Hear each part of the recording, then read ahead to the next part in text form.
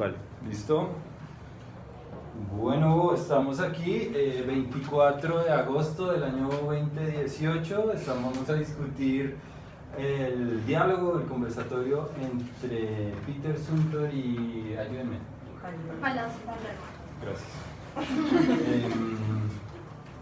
El diálogo, la conversación empieza con una descripción que le pide Zumthor a su interlocutor de recordar espacios de la niñez que hayan sido influyentes en su construcción de su arquitectura personal, de su expresión personal.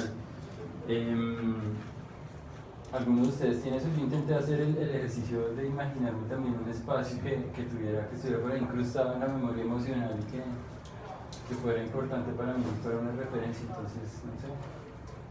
¿Qué espacios?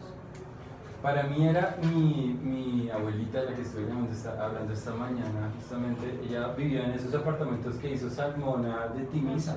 Ah, sí, y ella vivía en el último piso, que era el dúplex, y recuerdo muy bien como la escalera, y recuerdo el lugar, ese altillo que daba sobre la sala, la doble altura, la relación de las ventanas, que yo las sentía gigantes en ese momento con el espacio.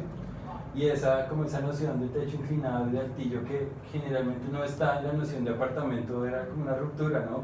Ver esa cubierta inclinada, la recuerdo mucho, y como los colores y el sol y las cortinas, creo que todo como la iluminación en general la tengo muy presente. Yo pensé más como el concepto que Palermo hablaba como de mental home, que era como esas características de un espacio en específico que a mí me generaban algo, que me evocaban algo. Entonces yo simplemente pensé como en qué sentía yo cuando estaba en mi casa, porque pues, mi casa está en Pasto, toda mi familia está en Pasto, entonces yo digamos que recordé como todas esas experiencias y lo que me generaba más que el espacio pues como físico. A mí me pasó algo similar, sobre todo porque nosotros nos trasteamos muchas veces de ciudad, por ejemplo.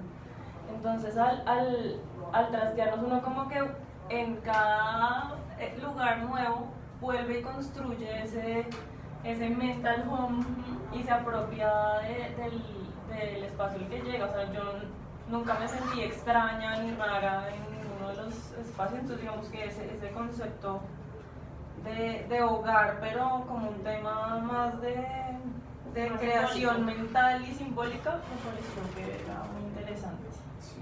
A mí me recordó. Bueno, yo pienso que Peter Zumthor hace tanto énfasis en esa pregunta porque él quiere ahondar más o menos cuál es el concepto o la noción de creatividad que tiene de pronto el otro arquitecto, porque de alguna forma cada vez que el arquitecto proyecta, recrea un imaginario, o la creatividad está basada en un imaginario de la niñez de cada uno de nosotros, y no se crea nada a partir de cero, sino se crea como partiendo de un collage de ideas o de imaginarios. Entonces sí me parecía relevante el tema del hábitat de la niñez y ese hogar mental, ¿no? Sí. Y bueno, ahí después planteaban otra pregunta: si es que el edificio tiene que tener presencia o... No, de esa anterior, o sea, de lo que están hablando. Bueno, continúa. Bueno, digamos que más que los recuerdos y esas experiencias que te generan ciertos espacios, y digamos que yo pues me acordaba de mi casa, pues donde vi como de los 4 a los 7 más o menos también, como esas sensibilidades que tú hablabas, como de los espacios grandes, y él también hablaba, ¿no? Como de los espacios grandes y pequeños y cómo se sentía. Y bueno, yo recuerdo pues mi casa, digamos que daba en la 127 ahí en el conjunto del bosque, y pues esa arquitectura también era, digamos que bueno, ese conjunto ganó también una bienal de arquitectura, y era muy chévere porque a mí me encantaba como la madera, como esa sensación de hogar y de cercanía que me daban, pues digamos, los marcos, las barandas. Y cuando pues vi el video, sí, digamos que se me vino a la cabeza eso, como tratar de recordar qué pasaba en mi vida en esa época y era muy, muy interesante. Me parecían muy chéveres también las dobles alturas. De hecho, todavía me gustan mucho. Siento que como que crean otra espacialidad y otras sensaciones. Y digamos que la percepción del espacio es diferente. Digamos que también remitirse a esos recuerdos dan conciencia de lo que uno, digamos, es hoy en día y cómo proyecta también pues lo que uno diseña. Yo quería, pues antes de que tú pases a la siguiente, a la siguiente, pues como a partir de esa reflexión, pues digamos que coincidía con ellos en que definitivamente la primera concepción de espacio, si es en un ambiente como familiar o no sé cómo decirlo, como de hogar, como ese primer espacio de comunidad es como la familia. Entonces sí puede ser que así como ellos dos en su conversatorio, pues yo me sentí identificada en el sentido que sí, esa concepción de espacio, de lugar, de un lugar con significado, sí empieza en la familia. Bueno, de pronto después que en el jardín, sí, como en el colegio, esas cosas. En mi caso, más que todo de hablar de un espacio que me recuerda a la niñez, es como por medio de los sentidos comienzo a interactuar con esos espacios. Entonces, como por medio de estos sentidos generan como unos recuerdos, unas sensaciones que directamente me remontan a aquel entonces. Entonces, siempre recuerdo la casa de mis abuelos, que era una especie, sí, era una finca que tenía embarcaderos, establos, tenía lagunas, tenía cultivos. Entonces, no sé, un ejemplo, cuando íbamos por las mañanas al establo, entonces siempre más que todo era con las manos, uno se la pasaba tocando paredes, como que cada espacio era característico por una textura. Y también en cuanto al olor, uno sentía ese olor a leche fresca todas las mañanas, porque eran más o menos 50 vacas que mandaban a ordeñar, entonces como que era muy distinto. Y en la cocina, que era como el espacio más importante, cocinaban como para 30 personas, entonces existían esos fogones que eran como en ladrillo con chimenea. Entonces ese olor me gustaba tocar. En leña. Sí, era en leña, pero no sé, como en chimenea, una cosa así. Sí. Entonces me gustaba tocar esa especie de texturas. Entonces cuando veo cosas muy similares o olores, siempre me remonta a esos recuerdos. Entonces más que todo voy a hablar de un espacio, es como por medio de los sentidos genera recuerdos. Y también digo yo la sensibilidad que uno adquiere, pues que digamos, por lo menos en mi caso la madera es como más calurosa, el metal te remite al frío, la alfombra es como más suave y más también como de calidez, las baldosas ya son frías, esas sensaciones. Y aparte uno cuando salía con los papás, cuando pequeño de la mano, uno iba de la mano con los papás y uno iba con la mano tocando Sí. todas las paredes. Entonces como en esa interacción uno tocaba que si habían rejitas, uno es como ese juego, que si había pared de contexto, entonces uno siempre está en contacto, interactuando con el mundo por medio de los sentidos inicialmente. Y esto a mí me recordó un postulado de Freud que dice que las cosas que hacemos son el intento de reproducir una gratificación pasada. Lo que estamos haciendo hoy es el intento de traernos del pasado un placer que tuvimos en algún momento atrás. Esto estaríamos vinculando un poco esa sensación táctil, ese recuerdo emocional también con un placer y tal vez nuestra arquitectura es ese intento de reproducir ese placer y de desembocarlo hacia los demás y convertirlo en un acto comunicativo, o esto es un acto racional y estas sensaciones que acabamos de descubrir quedaron ahí y no nos construyen. ¿Ustedes qué opinan? Es que incluso Freud toca que él toca 5 niveles de interacción con el mundo.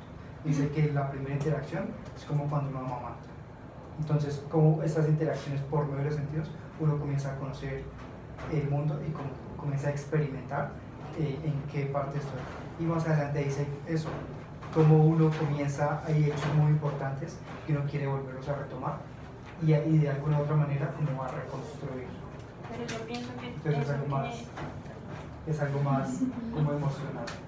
Sí, precisamente pues con respecto a lo que tú dices, yo pienso que eso es algo como muy inconsciente también, como que eso ya hace parte de uno, de las vivencias, de las experiencias, como de la historia que uno tiene, y simplemente eso da pues como fruto lo que hacemos y lo que proyectamos. O sea, no creería que es tanto como que, ay, sí, voy a hacer tal cosa porque eso era así, yo lo recuerdo así, es más como de una esencia pues de uno, no sé, yo lo veo como así, como inconsciente. Y yo creo que esa es una manera más interesante de ver la arquitectura, ¿no? A partir de esa remembranza de espacios y esas experiencias táctiles, en vez de hacer una crítica exhaustiva de esos espacios y de demonizar a la arquitectura, porque pues hasta el momento ninguno ha hablado de si estaban mal diseñados los espacios, si tenían la solución correcta, si les entraba el viento, no, sino se trata de los recuerdos, ¿no? Y de lo que evocan esos espacios, y es otra forma más viable que la del arquitecto que juega a ser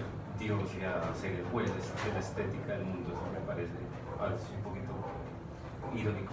Y él habla justamente en un momento la conversación desborda hacia donde menciona Santiago, y es hacia la necesidad, digamos, ideológica que en el momento formativo de estos dos arquitectos era el acto de innovar, ¿no? Los dos llegan a un punto y dicen, bueno, los dos fuimos criados bajo los preceptos de la arquitectura moderna, no nos interesaba la historia de nuestra juventud, y el norte de la arquitectura era ser innovadores. El que tuviera la novedad así bajo la manga sacaba buena nota, decía por ahí alguno de ellos, un tal vez.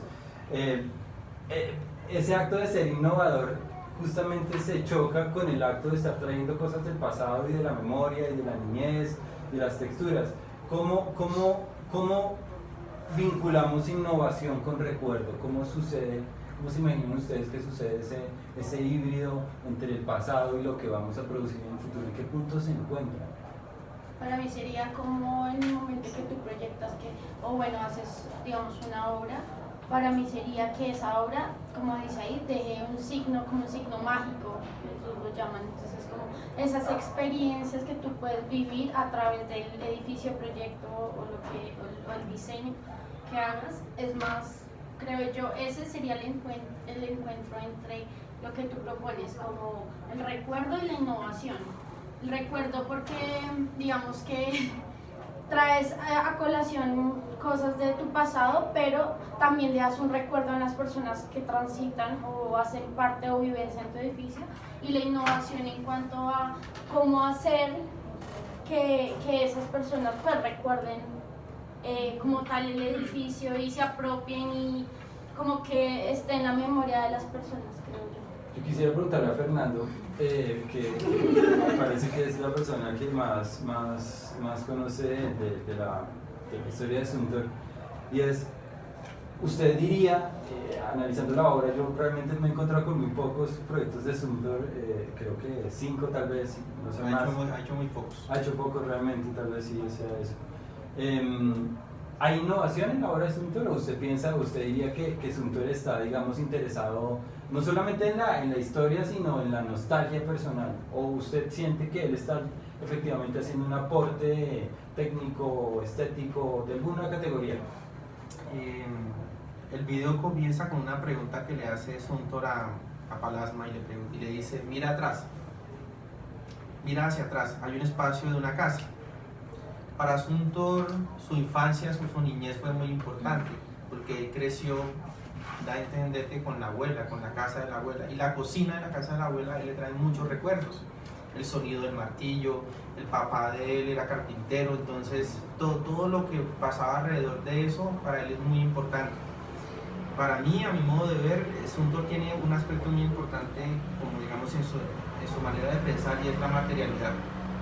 Si vemos las termales que él diseñó, son solo concreto, y hay texturas, hay una cantidad de elementos, la luz, cómo entra la luz, el agua, cómo se filtra el agua, inclusive en la iglesia que diseñó también, que son como 30 metros, y arriba entra, en un espacio como de este diámetro, entra una luz puntual que entra por todo el espacio y roza con las paredes.